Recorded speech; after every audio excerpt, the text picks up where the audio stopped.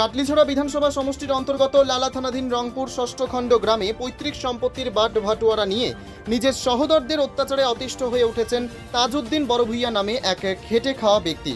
তিনি আজ তার ভাইদের ওপর অভিযোগ করে বলেন, বাবার মারা যাওয়ার পর তার অংশে অতিরিক্ত এক খণ্ড জমি প্রদান করা হয়, যা সামাজিক বৈঠকের মাধ্যমে বিচারকরা তাকে দেওয়ার জন্য রায় প্রদান করলে তার ভাইরা তাকে ওই জমি প্রদান করতে সম্মতি দিলেও পরে তারা বেঁকে বসেন। এ নিয়ে উভয় পক্ষের মধ্যে বিবাদ চলে আসছে দীর্ঘদিন থেকে।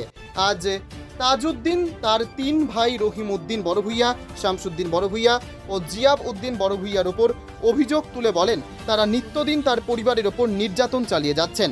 তার স্ত্রীকে মারধরের অভিযোগ তাজউদ্দিন তার ভাইদের বিরুদ্ধে করেন। উল্লেখ্য, 2023 সালের রমজান মাসে তার ভাইদের আক্রমণে তিনি মৃত্যুর মুখ থেকে ফিরে এসেছেন। দীর্ঘ এক মাস তাকে হাসপাতালে থাকতে হয়।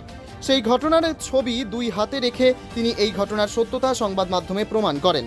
তাজউদ্দিন জানান, এ বিষয়ে একটি মামলা মহামান্য হাইলাকান্দি সিজিএম কোর্টে চলছে।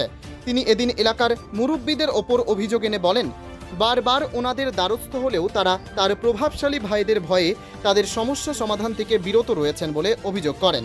তিনি এদিন দেশবাসীর কাছে এই ঘটনার বিচার চেয়েছেন।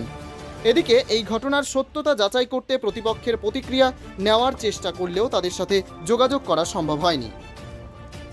আমার বাড়ির পারিবারিক সমস্যা লইয়া আমার উপরে পারিবারিক সমস্যা, আমার বাড়ির বাইয়ালি সম্পত্তি লইয়া। আমার বাইয়ালি সম্পত্তি আমার বাপ মারা যাবার পরে তারা মানুষ লইয়া আইছে জায়গা জমি আগলানির লাগি।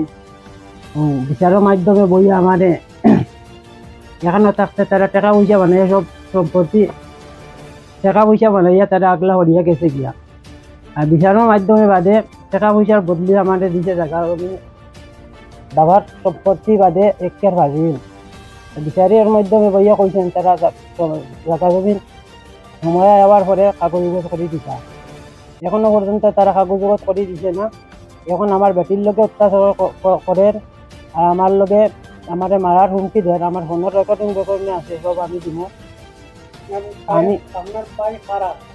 আমার ভাইয়ান শামসুদ্দিন বড় ভাইয়া, রহিম উদ্দিন বড় ভাইয়া, জিয়াবুদ্দিন বড় ভাইয়া আমার একবার মানুষ গুন্ডাইন দি পিটাইয়া আমার এখন আমার ফটো পাঠো। আমি এক মাস মেডিকেল আসলাম, 5-6 লাখ টাকা করছি, আমি সুস্থ হয়েছি। আমি এখন আমি একটা দেশবাসীর কাছে আমি বিচার পাইয়া বিচারটা পাইতাম। আমার দুষ্কর্ম হইলে আমার যতক্ষণ সাজা হয় আমি মাথা বান্ধিয়ে নিব।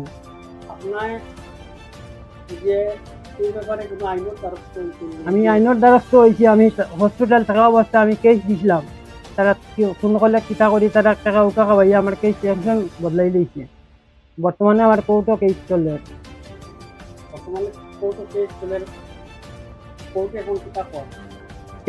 কেস চলে কোর্টেও আবার সাক্ষী চাইছি না।